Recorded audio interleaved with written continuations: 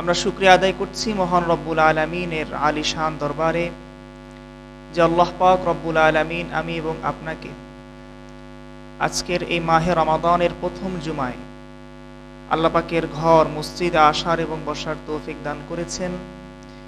রোজা রাখার শক্তি আল্লাহ পাক রব্বুল আলামিন আমি এবং আপনাকে দান করেছেন। সকলে পড়ছি আলহামদুলিল্লাহ। যে মালিক আমাদেরকে সে তৌফিক এবং শক্তি দিয়েছেন, সে মালিকের দরবারে হৃদয়ের সবটুকুন আবেগ এবং অনুভূতিকে উজাড় করে দিয়ে শরীরের সবটুকুন শক্তি ব্যয় করে উচ্ছ্বসিত কণ্ঠে খুশি মনে আল্লাহ পাক রব্বুল আলামিনের শিখানো ভাষায় কালিমাতুশ শুকর পাঠ করছি। সকলেই জবান ছেড়ে দিয়ে পড়ুন আলহামদুলিল্লাহ। দরুদ ও সালাম পেশ করছি আল্লাহ পাক রব্বুল আলামিনের সৃষ্টির প্রধান আকর্ষণ, সমস্ত নবী রাসূলগণের মাথার মুকুট, বিশ্ব মানবতার মুক্তির দূত, বিশ্ব মানবতার সভাপতি হযরত মুহাম্মদ মুস্তাফা পড়েন সাল্লাল্লাহু আলাইহি ওয়াসাল্লামের উপরে। সম্মানিত মুসল্লিয়ানে কেরাম, মাহে রমাদান আমাদের মাঝে সমাগত। আমরা অনেকেই জানি আজকে মাহে রমাদানের ৬তম রোজা চলছে। আলহামদুলিল্লাহ, আল্লাহ পাক রব্বুল আলামিন আমাদের হায়াতকে বর্ধিত করে আমাদেরকে মাহে রমাদান পর্যন্ত পৌঁছিয়েছেন। উদ্দেশ্য হচ্ছে যে আল্লাহ পাক রব্বুল আলামিনের ভয় তাকওয়া অন্তরে জাগ্রত করা, নেক আমালের মধ্য দিয়ে নিজেকে জাহান্নাম থেকে মুক্ত করে জান্নাতের অধিবাসী করা। তাকওয়া যদি কোনো মানুষের ভিতরে না থাকে আর রমাদান মাস পেয়ে যদি কোনো মানুষ মুত্তাকি বান্দা হতে না পারে, তাহলে বাকি সারা বছর ১১ মাস ওই মানুষ কি মুত্তাকি হতে পারবে? পারবে না। তো সুতরাং মাসটি খুবই গুরুত্বপূর্ণ এবং খুবই তাৎপর্যপূর্ণ। আমরা আল্লাহ পাকের নিকট দোয়া করি মাহে রমাদানের যে কয়েকদিন বাকি আছে, আল্লাহ পাক রব্বুল আলামিন যেন আমাদের সকলকে রমাদানের তাৎপর্য এবং ফজিলতকে সামনে রেখে বেশি বেশি নেক আমল করার তৌফিক দান করেন। সকলে বলছি আল্লাহুম্মা আমিন। তো আসুন আজকে আমরা প্রথমে আলোচনা শুরু করছি সূরাত বাকারার ১৮৩ নম্বর আয়াত থেকে। যেই আয়াতে আল্লাহ পাক রব্বুল আলামিন আমাদেরকে রোজা ফরজ হওয়ার কথা বলেছেন। রোজা এমন একটা আমল যে আমরা মুসলমানরা শুধু রোজা রাখি বিষয়টা কিন্তু এমন না, বরং পৃথিবীর আবহমান কাল থেকেই পৃথিবীর বিভিন্ন ধর্মের মানুষ, ইহুদি, খ্রিস্টান, নাসারা, হিন্দু, বিভিন্ন ধর্মের মানুষ নিজের ধর্মীয় অনুভূতিকে সামনে রেখে তারা রোজা রাখার বিধানটাকে তারা পালন করে থাকে। তবে ভিন্ন ধর্মের যে রোজা তারা পালন করে, তাদের রোজা আর আমাদের রোজা কি এক না? একরকম না। তাদের এবং আমাদের রোজার মধ্যে অনেকটা পার্থক্য আছে। এই রোজাকে আল্লাহ পাক রব্বুল আলামিন আমাদের শরীয়তে ফরজ করেছেন দ্বিতীয় হিজরিতে। আল্লাহর হাবিব যখন মক্কা থেকে হিজরত করে মদিনায় গেলেন, দ্বিতীয় হিজরিতে আল্লাহ পাক রব্বুল আলামিন সর্বপ্রথম রোজা ফরজ হওয়ার বিধান তিনি আমাদের মুসলমানদেরকে দিয়েছেন। এর আগে মক্কায় থাকাকালীন রোজা ফরজ ছিল না, তবে নবীজি এবং সাহাবায়ে কেরাম তারা প্রত্যেক মাসের ৩টি রোজা সহ তারা নফল রোজা রাখতেন। এই রোজা ফরজ হওয়ার বিধান সম্পর্কে পবিত্র কোরআন সূরা বাকারাতে আল্লাহ পাক রব্বুল আলামিন বলেন, ইয়া আইয়ুহাল্লাযীনা আমানু কুতিবা আলাইকুমুস সিয়াম কামা কুতিবা আলাল্লাযীনা মিন ক্বাবলিকুম লাআল্লাকুম তাত্তাকুন। পড়েন সুবহানাল্লাহ। আল্লাহ পাক বলছেন, এ আমার ঈমানদার বান্দারা, তোমাদের উপর আমি আল্লাহ পাক রব্বুল আলামিন রোজাকে ফরজ করে দিয়েছি, যেরকম ভাবে তোমাদের পূর্ববর্তী নবীর উম্মতদের উপরে আমি আল্লাহ পাক রোজাকে ফরজ করেছিলাম। এই রোজা ফরজ হওয়ার উদ্দেশ্য হচ্ছে যাতে করে তোমরা রোজা রাখার মধ্য দিয়ে আল্লাহ পাক রব্বুল আলামিনের মুত্তাকি এবং খোদাবীর বান্দা হতে পারো। সুবহানাল্লাহ পাঠ করে আমরা একটু আয়াতের আংশিক ব্যাখ্যা শুনব। প্রথমে আল্লাহ পাক আমাদেরকে যে সম্বন্ধ করেছেন, ডাক দিয়েছেন ইয়া আইয়ুহাল্লাযীনা আমানু, অর্থাৎ হে আমার ঈমানদার বান্দারা। যত ডাকে আল্লাহ পাক রব্বুল আলামিন বান্দাকে ডাকেন। কোরআন শরীফ আপনি যদি পড়েন আপনি দেখবেন বিভিন্ন ডাকে আল্লাহ পাক মানুষকে সম্বোধন করেছেন। আল্লাহ বলেছেন ইয়া আইয়ুহাল কাফিরুন, ইয়া আইয়ুহান নাস, ইয়া আইয়ুহার রাসূল, ইয়া আইয়ুহান নবী, ইয়া আইয়ুহাল্লাযীনা আমানু। যত ডাকে আল্লাহ মানুষকে ডাকেন তোর মধ্যে সবচাইতে প্রিয় ডাক, মহব্বতের ডাক, যেটা আল্লাহ পাক রব্বুল আলামিন অন্তরে ভালোবাসা নিয়ে তার বান্দাকে ডাকেন, সেটা হচ্ছে ইয়া আইয়ুহাল্লাযীনা আমানু। সুবহানাল্লাহ পাঠ করেন। এই ডাক দেওয়ার পর আল্লাহ পাক বলছেন কুতিবা আলাইকুমুস সিয়াম, তোমাদের উপরে আমি আল্লাহ পাক রোজাকে ফরজ করে দিলাম। রোজা কি আমাদের জন্য ফরজ নাকি নফল? ফরজ।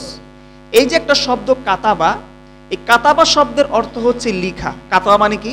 লিখা। কিন্তু আরবি গ্রামারের নিয়ম অনুযায়ী এই কাতাবা শব্দের পরে যদি আলা শব্দটি আসে, তখন এই শব্দটি আবশ্যকীয়তার অর্থ দেয়। অর্থাৎ কুতিবা আলাইকুমুস সিয়াম মানে আমাদের উপর আল্লাহ পাক রোজাকে লিখে দেন নাই, বরং রোজাকে আল্লাহ পাক আমাদের উপর আবশ্যক করে দিয়েছেন। সুবহানাল্লাহ পাঠ করে।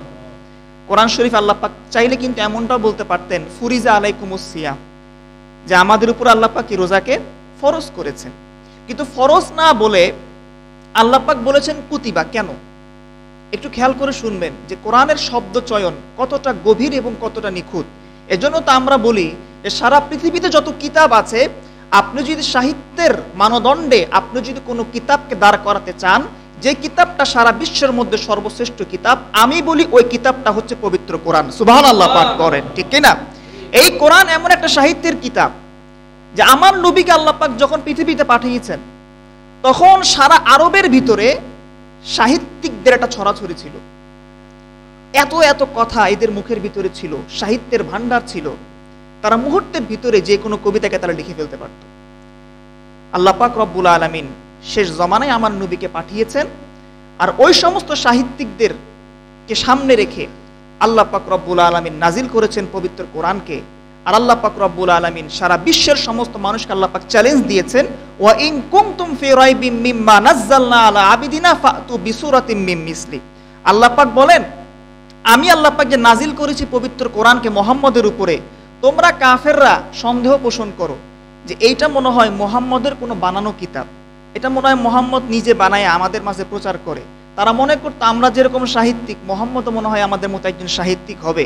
কিন্তু আল্লাহ পাক রব্বুল আলামিন বললেন যে না, এর ভিতরে কোনো সন্দেহ নাই যে এই কিতাবটা মুহাম্মদের বানানো কিতাব না, এটা আমি আল্লাহর পক্ষ থেকে নাজিলকৃত কিতাব। তোমাদেরকে আমি আল্লাহ পাক চ্যালেঞ্জ দিলাম, কিয়ামত পর্যন্ত ফাতু বিসূরাতিম মিন মিসলি, পবিত্র কোরআনের মতো একটা ছোট্ট সূরাকে তোমরা আমাকে বানিয়ে দেখাও। এখনো পর্যন্ত পৃথিবীর কোনো কবি এবং সাহিত্যিক ওই চ্যালেঞ্জ গ্রহণ করতে পারে নাই। আল্লাহু আকবার পাঠ করেন। এজন্য আমরা বলি কোরআনটা কি সিহাহিত্যের সর্বোচ্চ একটা কিতাব। সাহিত্যের কিতাব পৃথিবীর জমিন আর কোন একটা হতে পারে না। আল্লাহ পাক রব্বুল আলামিন এজন্য শব্দ চয়ন করেছেন কুতিবা আলাইকুমুস সিয়াম দিয়ে, তিনি ফুরিজা আলাইকুমুস সিয়াম বলেন নাই। এখানে আরো যদি আপনি খেয়াল করে দেখেন, আরেকটু বুঝবেন, ইসলামের যে বিধানগুলো আমরা পালন করি, সমস্ত বিধান মান্য করাটা কি আমাদের জন্য একরকম না? বিষয়টা বুঝবেন। নামাজ পড়া বেশি কঠিন নাকি রোজা রাখা বেশি কঠিন? কোনটা? রোজা রাখা একটু তুলনামূলক কঠিন। আপনি নামাজ সুস্থ অবস্থায় পড়লেন, অসুস্থ হলে ঘরে পড়লেন, বাস নামাজ পড়তে গেলে অত টেনশন নাই। কিন্তু রোজা রাখতে হলে আপনাকে ওই শেষ রাতে ঘুম থেকে উঠতে হবে, এরপরে সেহরি খেতে হবে। সাহারি খাওয়ার পর থেকে নিয়ে সূর্য ডুবা পর্যন্ত আপনি কোনো কিছু খাবার এবং পানাহার গ্রহণ করতে পারবেন না। মুয়াজ্জিন আজান দিলে আপনি এরপর ইফতার করতে পারবেন, ঠিক কিনা? তাহলে নামাজ পড়া বেশি কঠিন নাকি রোজা রাখা বেশি কঠিন? রোজা বেশি কঠিন। আবার দেখেন যাকাত এবং জিহাদ, যাকাতটা ফরজ, আবার জিহাদটাও ক্ষেত্র বিশেষ ফরজ। যাকাত একটা আর্থিক ইবাদত, আপনি যাকাতটা যদি কোনো গরিব মানুষকে আপনার সম্পদ থেকে দিয়ে দেন, আপনার যাকাতটা আদায় হয়ে যাবে, আপনার আর কোনো চিন্তা নাই। কিন্তু জিহাদ করাটা কি সহজ? না। জিহাদ করতে গেলে আপনাকে নিজের জীবন বিসর্জন দিতে হবে।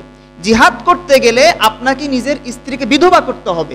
জিহাদ করতে গেলে আপনাকে আপনার সন্তানকে এতিম করতে হবে, মায়ের বুক খালি করতে হবে। যেই মুজাহিদ নিজের জীবন বিসর্জন দিয়ে আল্লাহ পাক রব্বুল আলামিনের রাস্তায় জিহাদ করে শহীদ হতে পারে, সেই হচ্ছে প্রকৃতপক্ষে মুজাহিদ, ঠিক কিনা বলেন? তাহলে যাকাত আদায় করা আর জিহাদ করা দুইটা কিন্তু কি না? সমান না। তো যেই ইবাদতগুলো তুলনামূলক কঠিন, সেখানে আল্লাহ পাক ব্যবহার করেছেন এই কুতিবা শব্দটি, আর যেগুলো সহজ সেখানে আল্লাহ পাক ব্যবহার করেছেন ফুরিজা শব্দটি। এজন্য আল্লাহ পাক রোজার ক্ষেত্রে বলেছেন কুতিবা আলাইকুমুস সিয়াম, তোমাদের উপর আমি আল্লাহ পাক রোজা ফরজ করে দিয়েছি। আবার জিহাদের ক্ষেত্রে আল্লাহ পাক বলেছেন কুতিবা আলাইকুমুল কিতাল, তোমাদের উপর আমি আল্লাহ পাক রব্বুল আলামিন জিহাদকে ফরজ করেছি। সুবহানাল্লাহ পাঠ করে। কথা কি বুঝে আসছে? তো এই যে আল্লাহ পাক আমাদেরকে রোজার বিধান দিয়েছেন, রোজার বিধান দেওয়ার পর আল্লাহ পাক রব্বুল আলামিন বলছেন কামা কুতিবা আলাল্লাযিনা মিন ক্বাবলিকুম, যে এই রোজাটা আল্লাহ পাক শুধুমাত্র তোমাদের উপর ফরজ করেন নাই, বরং তোমাদের পূর্ববর্তী যত নবীর উম্মত ছিল সমস্ত নবীর উম্মতের উপর আল্লাহ পাক রোজাকে ফরজ করেছেন। সুবহানাল্লাহ পাঠ করেন। আল্লাহ পাক রব্বুল আলামিন এই আয়াতের ভিতরে পূর্ববর্তী নবীদের উম্মতের বরাত এই কারণেই দিয়েছেন, যাতে করে আমরা হঠাৎ করে রোজা রাখার কথা শুনে ঘাবড়ে না যাই, যে 30টা দিন আমি রোজা রাখবো, আমি রোজা রাখতে পারবো কিনা, আমার শরীরটা কুলাবে কিনা, আবার দুর্বল হয়ে যায় কিনা। আল্লাহ পাক বলেন যে বান্দা, তোমাদের পূর্ববর্তী নবীর উম্মত যদি রোজা রাখতে পারে তোমরাও পারবা, ঠিক কিনা বলেন? কথা কি বুঝে আসছে? এবং এই আয়াতের ভিতরে ফখরুদ্দিন রাজি রহমতুল্লাহ আলাইহি তিনি আরো লিখেছেন, যেখানে পূর্ববর্তীদের রোজার বরাত আল্লাহ পাক এই কারণেই দিয়েছেন, ইহুদি এবং নাসারাদের উপর আল্লাহ পাক রোজাকে ফরজ করেছিলেন, কিন্তু তারা এই রোজার বিধানকে পরিবর্তন করে ফেলেছিল। কিন্তু আমরা মুসলমান আবহমান কাল থেকেই আমরা যে প্রত্যেক বছর রোজা রাখি 30 রোজা, এখনো পর্যন্ত আমরা কোনো মুসলমান এই রোজার বিধানে কোনো পরিবর্তন করি নাই। মনে করেন খুব বেশি গরম, কাঠফাটা গরম, একদম গলা শুকায় যায়, দীর্ঘ 14 ঘন্টা লম্বা রোজা, আমরা মুসলমান কখন এরকমটা করি যে না আর এবার তো খুব গরম পড়তেছে, এই গরমের রোজাটাকে আমরা শীতকালে গিয়ে রাখবো, আমরা এরকমটা করি? কিন্তু ইহুদি এবং খ্রিস্টানরা এমনটা করত। এজন্য তারা ইসলামের বিধানকে পরিবর্তন করেছে, আর আমরা মুসলমান কি ইসলামের কোনো বিধানকে পরিবর্তন করি না। তো রোজা রাখার আপনার মৌলিক উদ্দেশ্যটা কি? রোজা রাখার মৌলিক উদ্দেশ্য হচ্ছে লাআল্লাকুম তাত্তাকুন, যাতে করে আপনি মুত্তাকি বান্দা হতে পারেন। কি বান্দা? মুত্তাকি মানে খোদাভীরু বান্দা, অর্থাৎ আপনাকে দেখলে মনে হয় যে আপনি আল্লাহ পাক রব্বুল আলামিনকে ভয় করে চলেন। এই যতক্ষণ পর্যন্ত আপনার ভিতরে এই ভয়টা আসবে না, ততক্ষণ আপনি মুত্তাকি হতে পারবেন না। তো এই যে রোজা আপনি রাখতেছেন, সারাদিন না খেয়ে আছেন, আপনি সংযম করতেছেন, আপনার কষ্টকে আপনি হজম করতেছেন, কেন? আপনি যেন মুত্তাকি হতে পারেন। কিন্তু আজকে বড় দুঃখের সাথে বলতে হয়, কথাগুলো কেউ ব্যক্তিগত আক্রমণ নিবেন না, অথবা এই কথাগুলো বলার কারণে কেউ আমাকে দোষারোপ করবেন না। প্রেক্ষাপট সামনে রেখে অনেক কথা আমাদেরকে বলতে হয়। আমরা এই রোজার মাসেও দেখতে পাই যে বর্তমান বাংলাদেশে রোজা রেখেও আমার দেশের ভিতরে অনেক অনৈতিক কাজকর্ম হচ্ছে, ঠিক কিনা বলেন? চুরি ডাকাতি রাহাজানি হচ্ছে না?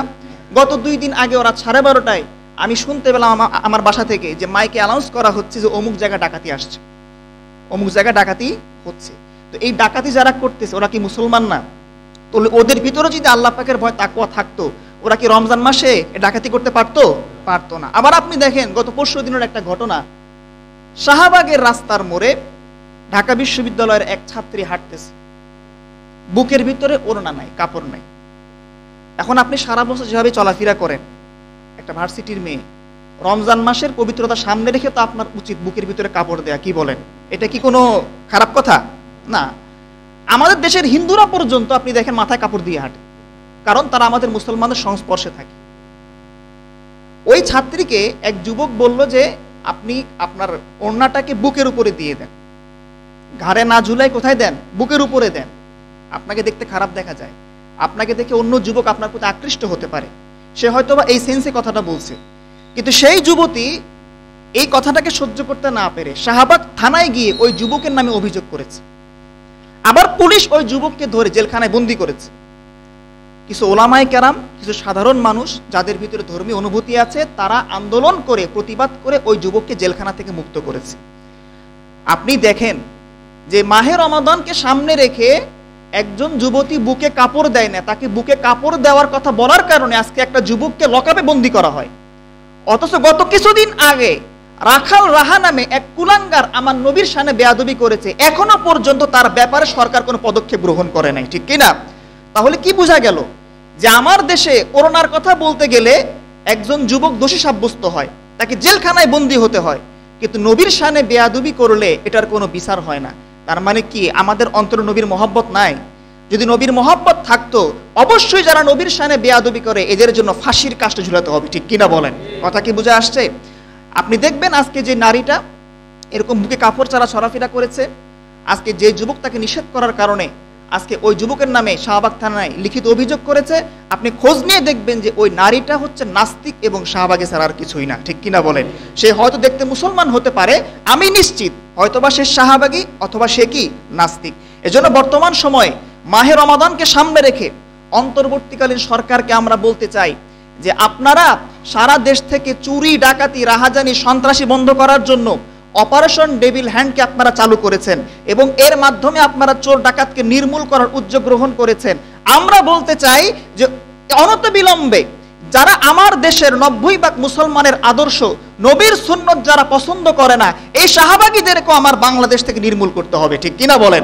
শাহবাগী কারা আপনারা চিনেন? সংক্ষেপে আপনাদেরকে বলে দিই। শাহবাগী হলো তারা, ওই সমস্ত নারীরা হচ্ছে শাহবাগী যারা দেখবেন ঠিকমতো গোসল করে না, গায়ে থেকে দুর্গন্ধ আসে, ব্লাউজ পরে অনেক লম্বা গলার, মাথার মধ্যে একটা বড় করে টিপ দেয়, আবার দেখবেন অনেক সময় এমনভাবে চলাফেরা করে দেখে বুঝার কায়দা নাই আসলে সে কি পুরুষ নাকি মহিলা, দেখলে হিজড়া মনে হয়। আচ্ছা বলেন দেখি, একজন নারী সে যে চলাফেরা করবে ইসলাম তাকে দিক নির্দেশনা দেয় নাই? অবশ্যই দিয়েছে। তাহলে সুতরাং ইসলামের দিক নির্দেশনাকে যারা উপেক্ষা করে চলাফেরা করে বুঝতে হবে ওদের অন্তরে ইসলামের প্রতি মহব্বত নাই, ওদের অন্তরটা নাস্তিক্যে পরিণত হয়েছে, ঠিক কিনা? সুতরাং মাহে রমাদানকে সামনে রেখে শুধুমাত্র ওই তাকওয়ার ওয়াজ শুনলে হবে না, দুই একটা ঘটনা বলেন হুজুর, একটু সাহাবীদের ঘটনা বলেন। আরে সাহাবীদের ঘটনা তো আমরা অনেক বলি, কিন্তু বাস্তবতার দিকে আপনি তাকান, সমাজের দিকে আপনি তাকান। রমজান মাসকে সামনে রেখে যারা অনৈতিক কর্মকাণ্ড করে, জোরে জোরে গান বাজায়, আপনি বুঝে নেবেন তারা এক রমজান কেন, তারা যদি 1000 রমজান এদের জীবনে পেয়ে যায় তারা কোনোদিন মুত্তাকি হতে পারবে না। কথা কি বোঝা আসছে প্রিয় ভাইরা আমার? এজন্য আসেন, আমাদের রমজানকে প্রোডাক্টিভ করতে হলে, ফলপ্রসূ করতে হলে আমাদেরকে অবশ্যই রমজানের যেই মূল মেসেজ তাকওয়া, এটাকে অন্তরে লালন করতে হবে এবং সেই সাথে আমাদের রোজা যেন সঠিকভাবে সম্পন্ন হয় সেজন্য আমাদেরকে রমজানের কিছু জরুরি মাসলা মাসাইল জানতে হবে, ঠিক কিনা বলেন? আপনি রোজা রাখতেছেন ঠিক, কিন্তু অনেকেই আছে আমরা অনেক মাসলা মাসাইল জানি না, এগুলো দুই একটা মাঝে মধ্যে আমাদেরকে শোনা প্রয়োজন।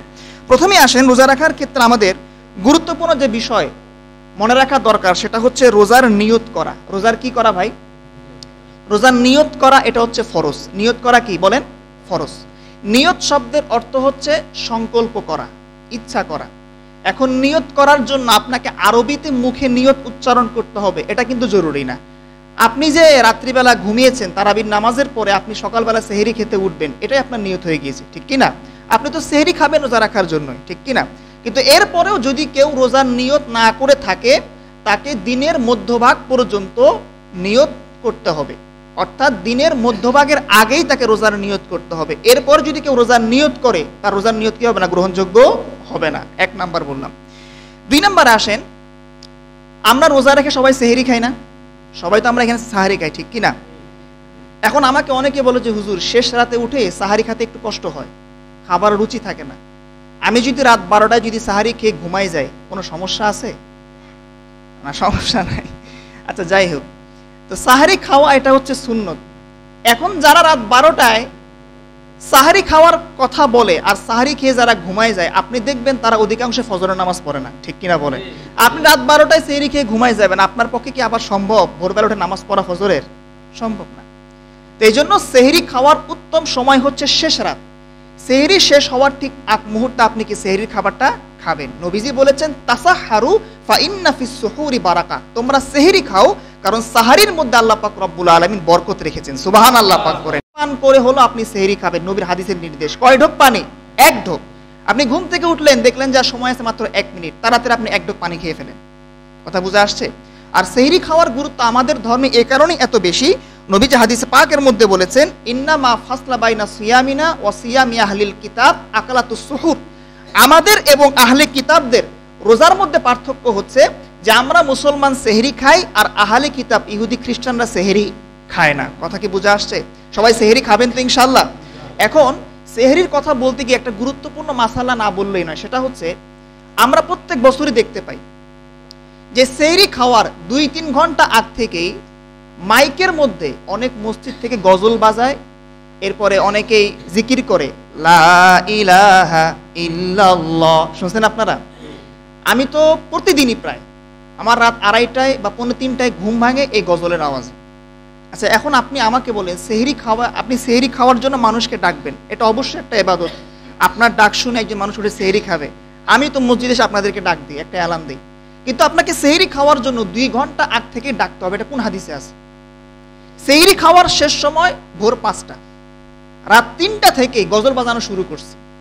এটার দ্বারা অনেক মানুষের ঘুমের সমস্যা হয় না, অনেক অসুস্থ মানুষের সমস্যা হয় না, অনেক ছোট বাচ্চা দেখেন একটু পর ঘুম থেকে উঠে যায়, ওই ছোট বাচ্চার মাও তো সেহরি খাবে, এখন বাচ্চাই কষ্ট করে ঘুম পাড়াইছে, মাও একটু ঘুমাচ্ছে, আপনার গজলের আওয়াজে বাচ্চারা ঘুম ভাঙছে, মায়েরও ঘুমের কষ্ট হচ্ছে, ঠিক কিনা বলেন? এই সমস্যাগুলো হয় কি হয় না? আমাকে গত বছর একজন বলল ফোন করে রাত 2:45 যে হুজুর একটু মসজিদের মাইকে এলান করে দেন, সেহরি খাওয়ার সময় হয়ে গিয়েছে। আমি বললাম এখন বাজে রাত 2:45, সেহরি খাওয়ার শেষ সময় ভোর 5টা, আমি এই 2 ঘন্টা আগে মানুষকে ডাকার অর্থটা কি আপনি আমাকে বলেন? কারণ এখানে আমরা যারা আসছি কম বেশি তো আমরা সবাই কাজকর্ম করি না? কেউ অফিস করেন, কেউ ব্যবসা করেন। এই যে ভোর 3টা থেকে রাত 3টা থেকে যে মানুষকে সেহরির জন্য ডাকাডাকি করা হচ্ছে, যারা কর্মজীবী মানুষ, শ্রমজীবী মানুষ, এদের তো কষ্ট হয়, এদের তো ঘুম হয় না। আবার সকালবেলা সেহরি খেয়ে নামাজ পড়ে একটু করে বিশ্রাম করে আবার নিজ নিজ কাজে যেতে হয়। তো সুতরাং সাহারি খাওয়ার জন্য 2-3 ঘন্টা আগ থেকে মাইকে ডাকাডাকি করা, মানুষের ঘুমের ডিস্টার্ব করা, এটা জায়েজ নাই। কথা কি বুঝে আসছে? আপনি ডাকলে আপনি 1 ঘন্টা আগে ডাকেন। সেহরির শেষ সময় ভোর 5টা, আপনি ডাকবেন ভোর 4টায়, 4:10, 4:20 মানুষকে আপনি ডেকে দেন, কোনো সমস্যা নেই। কিন্তু এত আগ থেকে মানুষকে ডেকে ঘুমের ডিস্টার্ব করা আর মানুষকে কষ্ট দেওয়া, এটা কখনো ইসলামের শরীয়ত পছন্দ করে না। একটা এরপর আসেন ইফতারি করা। আমরা ইফতারি করি না সবাই? ইফতারির সময়টা দোয়া কবুলের একটা গুরুত্বপূর্ণ সময়। এখন অনেকে আছে ইফতারির সামনে নিয়ে গল্প করে, অনেকে বলে হুজুরের কি সমস্যা, এখন আজান দেয় না কেন? আসে না নাই বলেন? ইফতারের সময় এই সমস্ত ফালতু চিন্তা ভাবনা না করে আমরা যারা একসাথে ইফতার করি, অনেক যুবকরাও করে, বাসার মানুষরা আমরা করে, একটু ইফতারের আগে একটু হাত তুলে আপনি আল্লাহ পাকের নিকট দোয়া করবেন। আশা করি আল্লাহ পাক আপনার দোয়াকে ফেরত দিবেন না। সুবহানাল্লাহ পাঠ করেন, ঠিক আছে তো ইনশাআল্লাহ? ইফতারির আগে ইফতার সামনে নিয়ে গল্প গুজব না করে, ইফতারের আইটেম কি কি আছে না আছে সেগুলো না দেখে কি করবেন, আল্লাহ পাকের বেশি বেশি কি করবেন, দোয়া করবেন। এরপরে আসেন রোজা যে আমরা রাখি, কোনো কারণে এমনও হতে পারে যে আমাদের রোজা ভেঙে যায় না? এখন রোজা ভাঙার ক্ষেত্রে সূরত হচ্ছে 2টা। একটা হচ্ছে ইচ্ছায় রোজা ভাঙা, আর একটা হচ্ছে অনিচ্ছায় রোজা ভাঙা। আপনি যদি রোজা ভাঙেন ইচ্ছাকৃতভাবে, রোজা রাখা অবস্থায় আপনার রোজা মনে আছে, আপনি ইচ্ছা করে খাবার খেয়েছেন, পানি পান করেছেন, বা আপনার স্ত্রীর সাথে আপনি মিলিত হয়েছেন, সেক্ষেত্রে আপনার রোজা ভেঙে যাবে। আপনাকে ওই রোজার কাজা এবং কাফারা উভয়টা আদায় করতে হবে। কথা কি বুঝে আসছে? এখন বলতে পারেন যে হুজুর কাফারা আদায়ের পদ্ধতি কি? খুব ভালো করে শুনেন। যারা রোজা ভাঙেন ইচ্ছাকৃতভাবে, কাফারা আদায়ের পদ্ধতি শুনলে আশা করি আপনি আর ভাঙবেন না। কাফারা আদায়ের 1 নম্বর পদ্ধতি হচ্ছে আপনি গোলাম আজাদ করবেন। কি করবেন? গোলাম। এখন যেহেতু গোলামবাদীর প্রথা নাই, ওটা বাদ দিলাম। 2 নম্বরে আসেন, কাফারা আদায়ের পদ্ধতি হচ্ছে আপনার যদি একটা রোজা আপনি ভাঙেন ইচ্ছাকৃতভাবে, আপনাকে লাগাতার 2 মাস রোজা রাখতে হবে। কয় মাস? 2 মাস। আপনার মাঝখানে যদি একটা রোজা কোনোভাবে যদি ভেঙে যায়, আপনাকে আবার শুরু থেকে শুরু করতে হবে, কাউন্ট করতে হবে। বুঝতে পারছেন? অথবা যাদের রোজা রাখার শক্তি নাই, দুর্বল মানুষ, অসুস্থ হয়ে পড়ছেন বা আপনি মরে যাবেন আশঙ্কা আছে, 2 মাস তো পারবেন না, অনেকেই আছেন, তাহলে আপনাকে 60 জন মিসকিনকে 2 বেলা খাবার খাওয়াতে হবে। অথবা 60 জন মিসকিনকে আপনাকে সদকায়ে ফিতির পরিমাণ অর্থ দান করতে হবে। অথবা আপনি একজন মিসকিনকে 60 দিন 2 বেলা খাবার খাওয়াতে হবে। কথা কি বুঝে আসছে? অনেকগুলো পদ্ধতি আছে। তো সুতরাং আমরা রোজা রেখে, রোজার মহত্বকে সামনে রেখে কখনোই কোনোভাবে কোনো ওজর ছাড়া আমরা রোজাকে ভাঙবো না ইনশাআল্লাহ পাঠ করে। এরপর আপনি দেখবেন যে অনেক সময় অনিচ্ছাকৃতভাবে অনেকে রোজা ভেঙে যায়, ভাঙে না? আপনি উজু করতে গেছেন, নাকে পানি দিলেন, আপনার পানিটা মাথায় উঠে গেছে, এরকম হয় কি হয় না বলেন? অথবা কুলি করছেন, গোসল করা অবস্থায়, উজু করা অবস্থায় আপনার পানিটা ভিতরে চলে গিয়েছে। অথবা আপনি সাগরে নামছেন, অথবা নদীতে বা পুকুরে আপনি নামছেন সাঁতার কাটার জন্য, আপনার মুখের ভিতরে পানি ঢুকে ভিতরে চলে আসছে, আপনার রোজা সঙ্গে সঙ্গে ভেঙে যাবে। যেহেতু আপনার অনিচ্ছায় রোজা ভেঙেছে, সেক্ষেত্রে আপনার কাফারা আসবে না, শুধুমাত্র আপনার একটা রোজার কাজা আদায় করলেই হবে। কথা কি বুঝে আসছে? এরপরে আসেন রোজা রাখার আর কিছু গুরুত্বপূর্ণ বিধান হচ্ছে, রোজা রেখে দেখবেন অনেকে দাঁত ব্রাশ করে কি করে না? পেস্ট দিয়ে দাঁত ব্রাশ করা। রোজা রাখা অবস্থায় পেস্ট ব্যবহার করে দাঁত ব্রাশ করা, এটা হচ্ছে মাকরু। এটা কি ভাই? মাকরু। কারণ পেস্টের ভিতরে একটু স্বাদ আছে না, তো এই স্বাদটা আপনার মুখের ভিতরে লাগতেছে, রোজাটা মাকরু হচ্ছে। রোজা রাখা অবস্থায় মুখে কোনো কিছু স্বাদ গ্রহণ করা যায় না। তবে হ্যাঁ, ওই স্ত্রী রোজা রাখা অবস্থায় তরকারির স্বাদ গ্রহণ করতে পারবে যেই স্ত্রীর স্বামীর মাথা খুব গরম, যে একটু পান থেকে চুন খসলেই বা যদি একটু লবণ কম হয় তরকারিতে, অনেক স্বামী আছে স্ত্রীকে মারধর করে না? স্বামীর মেজাজ দেখলেই স্ত্রী মনে করেন কয়েকশো হাত দূরে থাকে। এরকম যদি কোনো স্বামী হয় যে সামান্যতেই স্ত্রীর উপরে খুব চড়াও হয়ে যায়, একটু যদি লবণ কম হয় তরকারিতে, স্ত্রীকে মারধর শুরু করে, তাহলে ওই স্ত্রীর জন্য ওই তরকারি রান্না করার পরে একটু লবণ চাখাটা কি আছে, জায়েজ আছে। কথা বুঝে আসছে? উপরন্তু আপনি মনে করেন দাঁত ব্রাশ করতেছেন, ওই যে ফেনাটা আছে আপনার যদি ভিতরে চলে যায়, রোজা কি হবে, ভেঙে যাবে। এরপর আসেন, রোজা রাখা অবস্থায় অনেকে অসুস্থ হয়ে পড়েন, স্যালাইন নেন। যারা ডায়াবেটিসের রোগী আপনারা ইনসুলিন গ্রহণ করেন, অথবা আপনি ইনজেকশন নিতেছেন কোনো কারণে, আপনার রোজা ভাঙবে কিনা মাসালা জানা লাগবে আমাদের। ভাই কষ্ট হচ্ছে আপনাদের? খুব কষ্ট হচ্ছে? যদি গরম লাগে ফ্যান দিতে পারেন, কোনো সমস্যা নাই। আচ্ছা, ফ্যান তো হবে না, আজকে একটু সমস্যা হয়েছে কারেন্টের লাইনে, তখন আইপিএস চলতেছে, তো একটু আজকের জন্য কষ্ট করেন, ইনশাআল্লাহ সামনে থেকে সমস্যা দূর হয়ে যাবে। বলছিলাম রোজা রাখা অবস্থায় ইনসুলিন ইনজেকশন, স্যালাইন নেওয়া যাবে কিনা। দেখেন, আমরা স্যালাইন গ্রহণ করি রগের ভিতর দিয়ে। কিসের ভিতর দিয়ে ভাই? রগ। আবার ইনসুলিন নেই রগের ভিতর দিয়ে, ইনজেকশন নেই রগের ভিতর দিয়ে। এই রগের সাথে আপনার পাকস্থলীর কোনো সম্পর্ক নাই। আপনি যদি কোনো খাবার খান, এই খাবারটা আপনার খাদ্যনালী হয়ে আপনার পাকস্থলী পর্যন্ত আসে, কিন্তু স্যালাইন, ইনসুলিন এবং ইনজেকশন এগুলো যেহেতু রগের ভিতর দিয়ে নেওয়া হয়, রগের সাথে পাকস্থলী কোনো সম্পর্ক নাই বিধায় যদি রোজা রাখা অবস্থায় কোনো ডায়াবেটিসের রোগী ইনসুলিন নেয়, বা যদি কোনো দুর্বল মানুষ ইনজেকশন নেয় বা যদি স্যালাইন নেয়, তার রোজা ভঙ্গ হবে না। কথা কি বুঝে আসছে? এরপরে আসেন, রোজা রাখা অবস্থায় যদি কেউ ভুল করে খেয়ে ফেলে, পানি খেয়ে ফেললেন, খাবার খেয়ে ফেললেন, আপনার মনে নাই, আপনার রোজা ভাঙবে না। হাদিস শরীফে আসছে, নবীজি বলেছেন, মান আকালা আও শারিবা নাসিয়ান ফালা ইফতির ফাইন্নামা হুয়া রাযাকাহুল্লাহ। যে ব্যক্তি রোজা রাখা অবস্থায় ভুলে খাবার খায় অথবা অন্য কোনো কিছু খেয়ে ফেলে, পানি খেয়ে ফেলে, ওই ব্যক্তি তার রোজাকে ভঙ্গ করবে না, কারণ এই পানি আমার আল্লাহ পাক তাই খাওয়াইছেন। সুবহানাল্লাহ পাঠ করেন। এরপরে আসেন, রোজা রাখা অবস্থায় যদি আপনার বমি হয়, রোজা ভাঙবে কিনা। রোজা রাখা অবস্থায় কি হলে, বমি হলে রোজা ভাঙবে কিনা।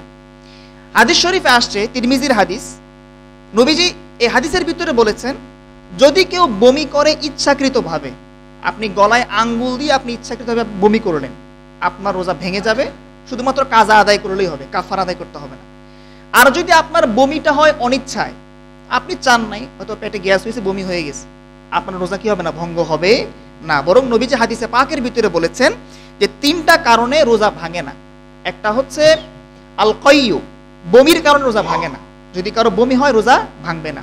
2 নাম্বার হচ্ছে আল হিজামা। হিজামা শব্দের অর্থ হচ্ছে সিঙ্গা, অনেকে সিঙ্গা লাগে কিন্তু দেখবেন শরীরে, হিজামা লাগালেও কি হয় না, রোজা ভাঙে না। 3 নাম্বার, যারা যুবক ছেলে আছে আপনাদের মনের প্রশ্ন, এটা হচ্ছে আল ইহতিলাম, মানে স্বপ্নদোষ।